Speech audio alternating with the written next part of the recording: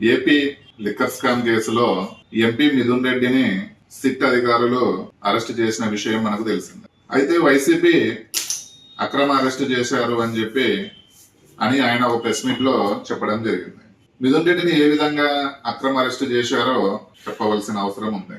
మిథున్ రెడ్డి గారు 2019వ సంవత్సరంలో వైసీపీ అధికారంలోకి వచ్చిన తర్వాత ఆయన ఒక ఎంపీగా కొనసాగారు. అదేవిధంగా ఆయన తండ్రి పెద్దిరెడ్డి రామచంద్రారెడ్డి గారు మంత్రిగా ఉన్నారు. తండ్రి యొక్క అధికారాన్ని అడ్డం పెట్టుకొని లిక్కర్ స్కామ్ లో ఆయన దగ్గరగా 62 కోట్ల రూపాయలు స్కామ్ జరిగింది అని చెప్పి సిట్ అధికారులు ఆధారాలతో సహా సేకరించి ఆయన్ని 6.5 గంటల పాటు విచారణ చేసి అరెస్ట్ చేయడం జరిగింది. అంటే అరెస్ట్ చేసే ముందు సిట్ అధికారులు సాక్ష్యాలను మిథున్ రెడ్డి గారికి చూపించి మిథున్ రెడ్డి గారి కళ్ళ ముందు పెట్టి ఆయనను అరెస్ట్ చేయడం జరిగింది. అయితే ఆయన అరెస్ట్ చేసే 2-3 డేస్ బ్యాక్ ముందే అరెస్ట్ చేసే రోజు కూడా ఆయన హైకోర్టును ఆశ్రయించి యాంటీ సెక్యూరిటీ బెయిల్ ను ఫైల్ చేస్తే హైకోర్టు రిజెక్ట్ చేసింది. తర్వాత ఆయన సుప్రీంకోర్టుకు వెళ్తే సుప్రీంకోర్టు కూడా బెయిల్ ని రిజెక్ట్ చేసింది. అంటే చట్టానికి తెలియదా ఈయన స్కామ్ చేశాడా లేదా అని చెప్పి? అంటే చట్టం ముందు సిట్ అధికారులు ఈయన ఎక్కడ స్కామ్ జరిగిందో ఆ ఆధారాలను చట్టం ముందు ప్రవేశపెట్టకపోతే, ఆ చట్టానికి ఇవ్వకపోతే ఈయన బెయిల్ రిజెక్ట్ అవ్వదు కదా. అసలు సిట్ అధికారుల దగ్గర సాక్ష్యాలు లేకపోతే ఈయన అరెస్ట్ చేయరు కదా. సిట్ అధికారుల దగ్గర సాక్ష్యాలు లేకపోతే సుప్రీంకోర్టు లేదా హైకోర్టు మిథున్ రెడ్డి గారికి బెయిల్ ఇచ్చేది కదా.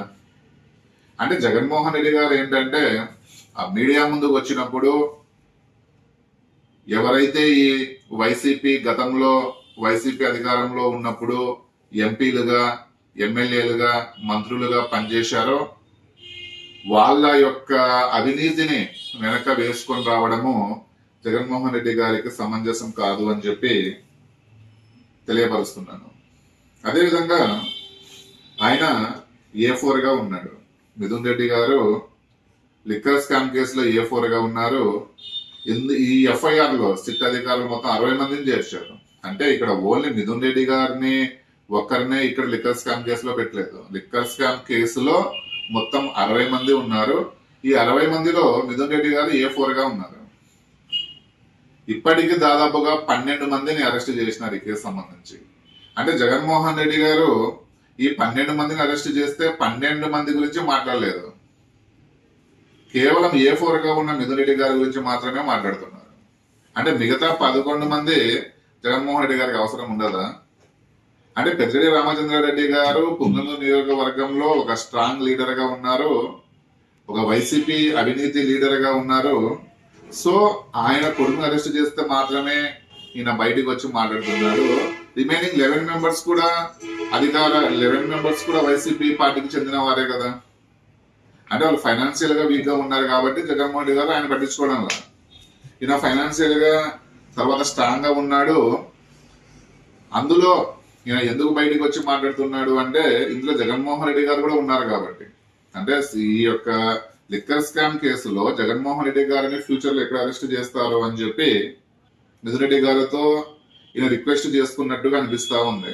అంటే తన యొక్క పేరుని చెప్పొద్దను, లేదంటే ఇందులో తన హస్తం ఉందని చెప్పి బయటికి తేవద్దని చెప్పో, ఏదేమైనా కూడా ఈ త్వరలో ఈ లిక్కర్ స్కామ్ కేసులో జగన్మోహన్ రెడ్డి గారు కూడా అరెస్ట్ అవుతారు అని చెప్పి మాకు వచ్చిన రిపోర్టు. తర్వాత ఈ లిక్కర్ స్కామ్ కేసులో ఈ డబ్బుల్ని వీళ్ళు దేనికి యూజ్ చేశారంట? సిట్ అధికారులు వాళ్ళ దగ్గర ఉన్న ఆధారాలతో, అంటే వాళ్ళ దగ్గర ఉన్న కంప్యూటర్ డేటాను సేకరించి, వాళ్ళ దగ్గర ఉన్న మొబైల్ డేటాను సేకరించి పక్కా ఆధారాలతోటి వీళ్ళు ఈ యొక్క 60 కోట్ల రూపాయలని బంగారు వ్యాపారాలకి, తర్వాత హాస్పిటల్స్ కి, రియల్ ఎస్టేట్ లో పెట్టారు అని చెప్పి సిట్ అధికారులు స్పష్టంగా చెప్తున్నారు. దానికి సంబంధించిన ఎవిడెన్స్ కూడా వీళ్ళ దగ్గర ఉన్నాయి. తర్వాత ఈ స్కామ్ కి సంబంధించిన మైండ్ గేమ్ ఏదైతే ఉందో, ఈ మైండ్ గేమ్ ఆడింది మొత్తం మిథున్ రెడ్డి అనే సాక్ష్యాలు కూడా సిట్ అధికారుల దగ్గర ఉన్నాయి.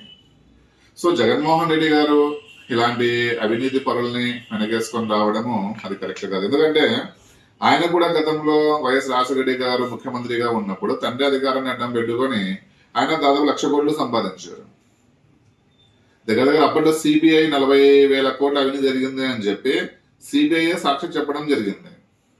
సో జగన్మోహన్ రెడ్డి ఇలాంటి వాళ్ళని వెనకేసుకొని రావడం తప్ప రాష్ట్రం భవిష్యత్తు కోసమో లేదంటే రాష్ట్ర యువత భవిష్యత్తు కోసమో ఆయన అధికారంలో ఉన్నప్పుడు ముఖ్యమంత్రిగా ఉన్నప్పుడు ఏ రోజు కూడా రాష్ట్ర అభివృద్ధి గురించి కానీ రాష్ట్ర యువత భవిష్యత్తు గురించి కానీ లేదా రాష్ట్రంలో ఉన్న ఇతర ఏ వర్కుల మీద కూడా ఆయన ఫోకస్ చేయకుండా ఆయన చేసింది, ఆయన ముఖ్యమంత్రిగా ఉన్న 5 సంవత్సరాల కాలంలో చేసింది ఏంటి అంటే ఏ విధంగా తన యొక్క ప్రాపర్టీని 10 లక్షల కోట్లకు సంపాదించుకోవాలా, తన యొక్క ప్రాపర్టీ 10 లక్షల కోట్లకు ఏ విధంగా వెళ్ళాలా అనే ఆలోచన తప్ప ఆయన రాష్ట్రం గురించి ఆలోచించలేదు. ఆయన మా ప్రియతమ నాయకుడు చంద్రబాబు నాయుడు గురించి మాట్లాడే రైట్స్ కానీ ఆ మాట్లాడే అర్హత కానీ ఆయనకు లేవు అని చెప్పి మీడియా ముఖంగా తెలియపరుస్తున్నారు.